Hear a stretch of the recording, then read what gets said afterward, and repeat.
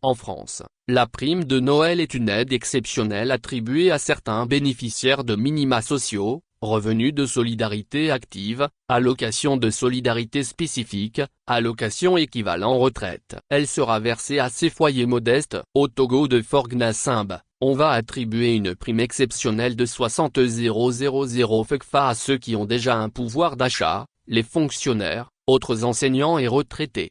Cela veut dire que la majorité des Togolais qui sont dans des conditions d'extrêmement précaires, les paysans, les populations des campagnes, les femmes qui vivent de maigres revenus avec des enfants en charge, les jeunes débrouillards, les apprentis et ouvriers sont exclus de la générosité et solidarité nationale et cela pose un énorme problème de notre conception du rôle social de l'État et de notre capacité à redistribuer les richesses. Le rôle social de l'État c'est de donner plus à ceux qui en ont moins, pas le contraire. Mais voyons pourquoi. La différence entre la France et le Togo c'est que le modèle économique et la gestion du pays permet à une majorité d'avoir un pouvoir d'achat minimum et de ne plus dépendre de la générosité nationale ce qui permet à l'État de mieux s'occuper des précaires. Au Togo, l'échec des 58 années de la gestion calamiteuse d'Eknessimbe a tellement créé de misère, des injustices sociales, de corruption et d'endettement que Forgnassimbe ne peut que mépriser les pauvres.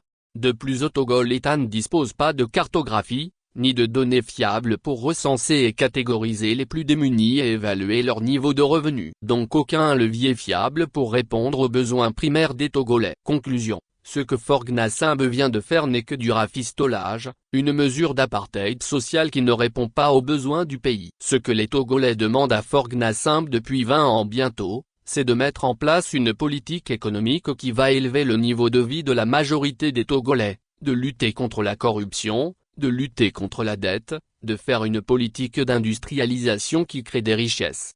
Soyons honnêtes et de reconnaître que Forgnassimbe n'a pas la capacité de faire avancer notre pays donc il prend des mesures de bout de ficelle.